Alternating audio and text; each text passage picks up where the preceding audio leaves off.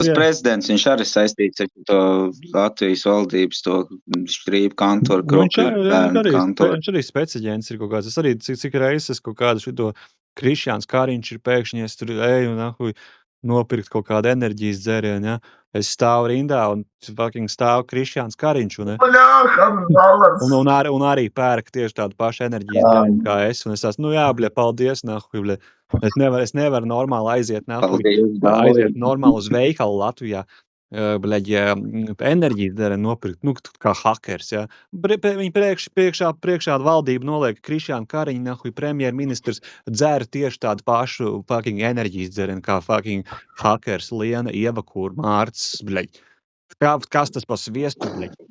Huļi viņiem jārāda, ka Krišjāns Kariņš arī dzer Monster Energy, un viņš viņu pērk tieši tajā pašā fucking laikā, kad es, un tajā pašā veikalā, bļaģi.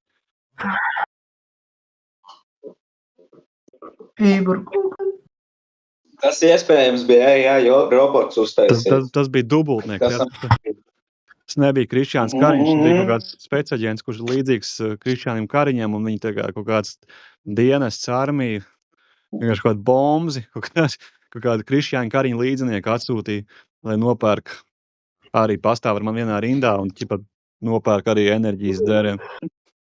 Jā, bet viņam ir tas satelīts, ka viņš uzreiz tā kā zemapziņā caur satelītu pieslēdzās, jo tu esi viņam tā kā kaut kāds metrs rādījusā.